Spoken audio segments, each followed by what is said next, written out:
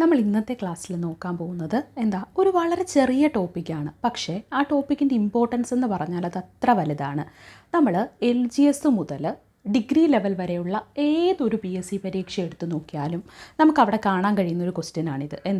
ഹരിതഗൃഹവാതകങ്ങൾ അല്ലെങ്കിൽ green house ഗ്യാസസുമായിട്ട് ബന്ധപ്പെട്ട ഒരു ചോദ്യം LGS മുതൽ ഗ്രാജുവേറ്റ് ലെവൽ വരെയുള്ള ഏതൊരു പരീക്ഷ എടുത്തു നോക്കിയാലും നമുക്കവിടെ കാണാനായിട്ട് സാധിക്കും. അതുകൊണ്ട് തന്നെ ഈ ഒരു ടോപ്പിക്കിൻ്റെ ഇമ്പോർട്ടൻസ് വളരെ വലുതാണ്. ഒരു 2-3 മിനിറ്റ് എടുത്ത് നമുക്ക് പഠിച്ചു വെക്കാവുന്ന ഒരു കാര്യം കൊണ്ട് നമ്മൾ നമ്മുടെ മാർക്ക് പലപ്പോഴും നഷ്ടപ്പെടുത്തി കളഞ്ഞിട്ടേ ഉള്ളൂ. അതുകൊണ്ട് ഇനി അതുണ്ടാകാൻ പാടില്ല. നമുക്ക് പരീക്ഷകൾ വന്നുകൊണ്ടേ ഇരിക്കുകയാണ്. ഏതു പരീക്ഷയിലും നിങ്ങൾക്കൊരു മാർക്ക് നഷ്ടമാകാതിരിക്കാൻ വേണ്ടിയിട്ട് നമുക്കിതൊന്ന് പഠിച്ചു വെക്കാം. വേഗം പഠിച്ചു തീർക്കാവുന്നതേ ഉള്ളൂ, പാടൊന്നുമില്ല. ആദ്യം എന്താണ് ഹരിതഗൃഹവാതകങ്ങൾ എന്ന് നമുക്കൊന്ന് നോക്കിയാലോ. ഹരിതഗൃഹവാതകങ്ങൾ അല്ലെങ്കിൽ ഗ്രീൻ ഹൗസ് ഗ്യാസസ്. ഹരിതഗൃഹവാതകങ്ങൾ അല്ലെങ്കിൽ ഗ്രീൻ ഹൗസ് ഗ്യാസസ് ഭൂമിയുടെ അന്തരീക്ഷത്തിലെ ചൂട് കൂട്ടുന്ന ചില വാതകങ്ങളാണ് ഹരിതഗൃഹവാതകങ്ങൾ. ഞാൻ സിമ്പിളായിട്ട് അതിനൊരു ഡെഫിനിഷൻ തരികയാണ്. സിമ്പിളായിട്ടുള്ള കാര്യമാണെന്ന് ഓർത്താൽ മതി. ഭൂമിയുടെ അന്തരീക്ഷത്തിലെ ചൂട് കൂട്ടുന്ന ചില വാതകങ്ങളുണ്ട്. ആ വാതകങ്ങളാണ് ഹരിതഗൃഹവാതകങ്ങൾ. ഈ വാതകങ്ങൾ സൂര്യനിൽ നിന്നുള്ള ചൂട് ഭൂമിയിൽ തങ്ങി നിൽക്കാൻ കാരണമാകുന്നു. സൂര്യനിൽ നിന്നുള്ള ചൂട് ഭൂമിയിൽ തങ്ങി നിൽക്കാൻ കാരണമാകുന്നത് ഈ വാതകങ്ങളാണ്. ഭൂമിയുടെ അന്തരീക്ഷത്തിലെ ചൂട് കൂട്ടുന്ന ചില വാതകങ്ങളാണ് ഹരിതഗൃഹവാതകങ്ങൾ. ഇത് സൂര്യനിൽ നിന്നുള്ള ചൂട് ഭൂമിയിൽ തങ്ങി നിൽക്കാൻ കാരണമാകുന്നു.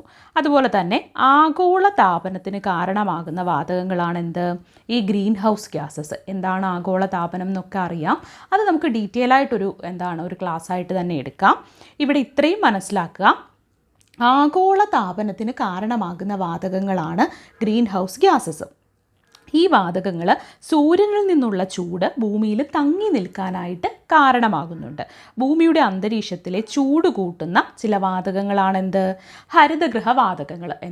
ഭൂമിയുടെ അന്തരീക്ഷത്തിലെ ചൂട് കൂട്ടുന്ന ചില വാതകങ്ങളാണ് ഹരിതഗൃഹവാതകങ്ങൾ. അത്രയും കാര്യങ്ങൾ ക്ലിയർ ആയല്ലോ. ഇനി നമുക്ക് ഏതൊക്കെയാണ് ഈ ഹരിതഗൃഹവാതകങ്ങൾ, പ്രധാനമായിട്ടും ഏതൊക്കെയാണ് ഈ ഹരിതഗൃഹവാതകങ്ങൾ എന്നൊന്ന് നോക്കാം. ഏറ്റവും ആദ്യം നമുക്കറിയാം കാർബൺ ഡയോക്സൈഡ് ആണ് ഒന്നാമതായിട്ട്. കാർബൺ ഡയോക്സൈഡിൻ്റെ കെമിക്കൽ ഫോർമുലയാണ് CO2 എന്ന് പറയുന്നത്. അപ്പോൾ ഹരിതഗൃഹവാതകങ്ങളിൽ ഒന്നാമത് നമ്മൾ പഠിക്കുന്നത് കാർബൺ ഡയോക്സൈഡ് ആണ്. ഇനി ഒരിക്കലും മറക്കരുത്, കാർബൺ ഡയോക്സൈഡ് അതിൻ്റെ കെമിക്കൽ ഫോർമുലയാണ് CO2. കാർബൺ ഡയോക്സൈഡ് അഥവാ CO2. അടുത്തത് മീഥേൻ്റെ കെമിക്കൽ ഫോർമുലയാണ് CH4. CH4 ആണ് മീഥേൻ്റെ കെമിക്കൽ ഫോർമുല. ഇനി നൈട്രസ് ഓക്സൈഡ് N2O ആണ് നൈട്രസ് ഓക്സൈഡിൻ്റെ കെമിക്കൽ ഫോർമുല. N2O. ഇനി ക്ലോറോ ഫ്ലൂറോ കാർബൺ അഥവാ CFC. ക്ലോറോ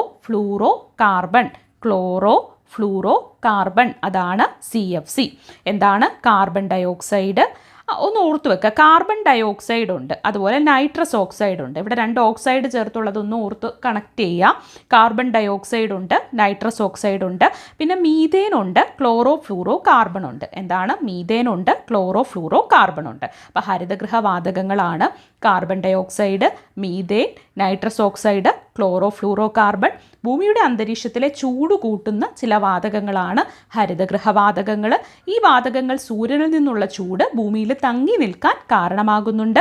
ആഗോള താപനത്തിന് കാരണമാകുന്ന വാതകങ്ങളും കൂടിയാണ് ഹരിതഗൃഹവാതകങ്ങൾ.